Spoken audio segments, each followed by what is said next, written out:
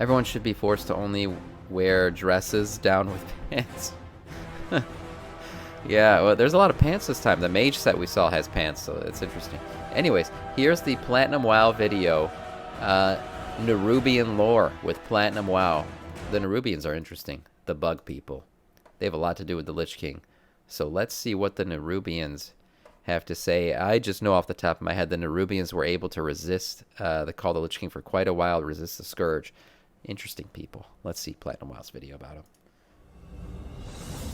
In World of Warcraft Wrath of the Lich King Classic, there are plenty of enemies you can find all across the surface of Northrend. But sometimes the real threat you need to worry about is what lurks beneath the ice. The sprawling city of Azul Nerub and the insectoids called the Nerubians is Northrend's dark-kept secret. How did they get here? Who do they serve? And how can you make sure that they never get within a 50-foot radius of you, because by the light, they are horrifying? Well, thankfully, I can answer some of those questions. My name is PlatinumWoW, and let me give you my interpretation of these earth-dwelling, nightmare-fueled creatures. Our story begins 16,000 years ago. The troll and old god insects called the Aekir waged war with one another in violent battles. The trolls pushed the insectoids all across to different corners of Azeroth. Eventually, the trolls would be victorious in their war, but that does not mean all of the trolls have a lot of early on success in World of Warcraft, led by many, many failures. That's the story of the trolls. These pockets of isolated creatures would eventually evolve into their own distinct races. For example, the ones in the southwestern side of the continent, by Ahn'Qiraj, would turn into the Qiraji. The ones in the southeast would turn into the Mantid. And finally, the ones in the north stumbled upon a Tol'vir society, and subsequently killed or enslaved all of them. Now, over time, these Aekir would eventually evolve into the Nerubians we know today. You watched this and last repurposed night? the Tol'vir architecture with a variety of other inspirations to make it look edgy and cool. Now, between the time frame of 16,000 years ago to somewhere around modern day, the Nerubians stopped worshipping the old gods entirely, and really we can only speculate on why. Perhaps they didn't have good contact with them, seeing as Yogg-Saron and the rest were locked up in maximum security prison. Maybe it was because the old gods didn't try to assist them in some sort of manner during the previous war, so the Nerubians learned to resent them. Or perhaps the Nerubians were just going through an angsty teenager phase, revolting against authority with all their new, brooding architecture. Point is, the Nerubians are in a unique position on Azeroth because they are some of the few who don't worship any sort of gods and are their own independent faction.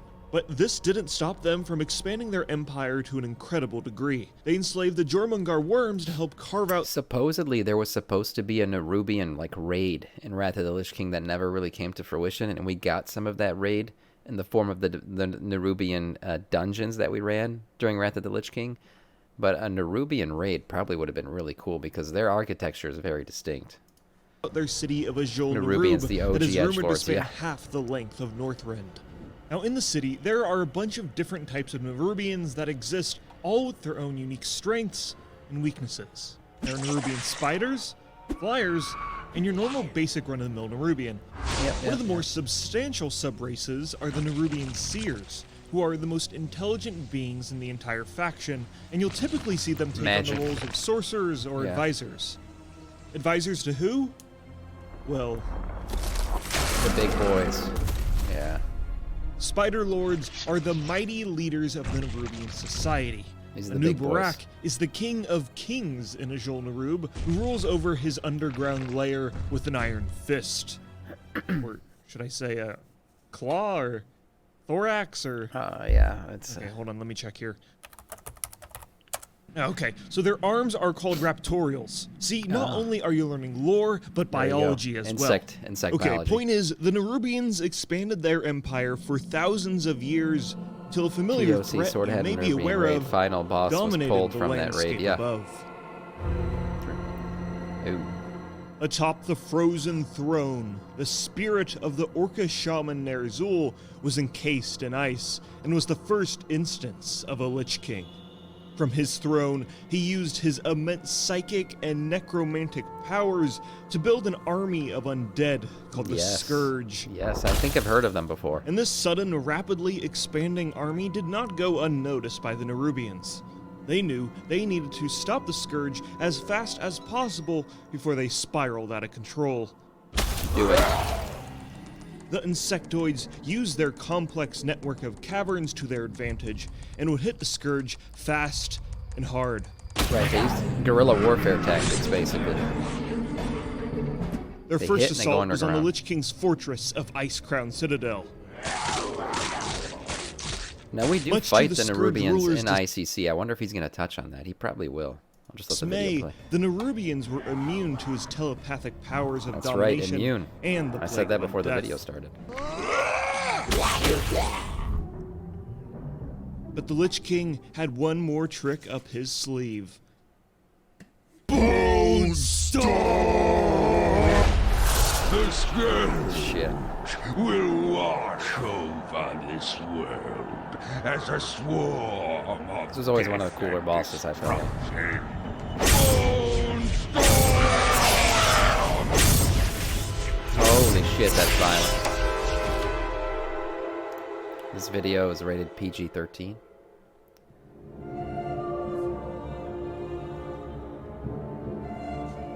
Even with their natural resistances, the Nerubians still could be raised into undeath and be forced to join the ranks of the unstoppable so that's Scourge. probably what we're And fighting although the against. Nerubians made a Undead valiant Nerubians attempt to dismantle the in undead, ICC. their aggressive attacks would only attract the ire of the Lich King.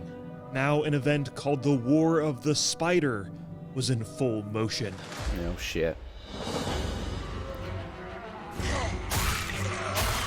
The Scourge army hit the underground kingdom of Azul Nerub with an unending wave of undead. Oh yeah. With every dozen of Scourge they would slay, 24 of them would stand in their place. Never-ending If scourge. the Nerubians were going to survive this, they need to use everything at their disposal. Hadronox is a monolithic spider that was released by the Nerubians that slayed countless Scourge in the kingdom Beastly of spider. Azul Nerub. Even to this day, when players enter Making the him mad. kingdom, he is still constantly slaying any and all undead who dare challenge him. Really? But I never such knew that. strength was not enough to save the entire kingdom. Some Nerubians attempted to cut their losses and flee from the city and dig deeper into the earth. This would be a fatal mistake, as they Oh, accidentally no. awakened the old god minions, called Oh, the no. Faceless Ones, deep within the earth. Great. Now they were fighting a war on two fronts, and this would be the Nerubians' death knell along with their leader, Anubarak. Yeah, that was a mistake. You don't start digging. Not an Azeroth. Now raised into undeath, Anubarak's mind was dominated by the Lich King, and unwillingly slaughtered any and all who resisted against his new master, even Shit. the Nerubian servants who once praised him.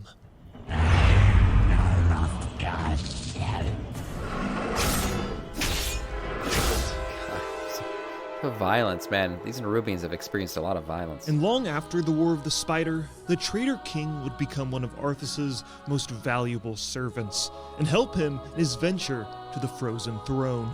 Yes, go forth, my It's a steed. badass mount. No. Okay. But let's get back to the war. Yeah, no, the Nerubians, they lost big time.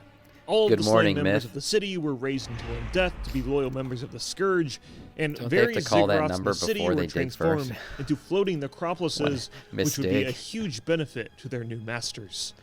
And most importantly, the Scourge marketing manager came in and explicitly stated that the Nerubians needed to change their names to ensure that they stay on brand with the Scourge. So, for example, the basic Nerubians, they're renamed to Crypt Fiends, and Spider Lords would be renamed to Crypt Lords, for no particular reason other than they sound cool. Yeah, And the sounds Nerubian better. society was totally absorbed by the Scourge, and now must unwillingly follow the Lich King's every command from their corrupted husk of their former city. Sure. And that's the end of our story. Okay, bye. No. Let's not have our story end on a what? depressing There's note. more? When players arrive at Northrend years later during the Wrath Raymar, of the Lich yes, King, welcome in. they team up with some of the few remaining Nerubians who have somehow survived the Scourge onslaught. Okay. This small group is called the Azul Anak, and gives you quests for the two Nerubian Survivors. dungeons, These guys are Azul survivors. Nerub and Anket, the Old Kingdom. So go forth, players, Those are the avenge the dungeons. Nerubians, and reclaim the city of Azul Nerub from the Scourge. And While you're at it, get some loot because, let's be honest, I know why you're there. That's right. But the fallen city of Azul Get loot, Nerub get is not good. the only place you can explore in Northrend. Oh no, no, no. There are plenty of other places to explore and enemies to defeat who are not nearly as horrifying. Such a good series. Most of the time, in Wrath of the Lich King Classic. The music. What's up, Lucian? Not bad, man. Not bad. I love these videos. I can't get enough of them. I really can't. It's good stuff. I think PlatinumWoW is the man. He deserves all the praise.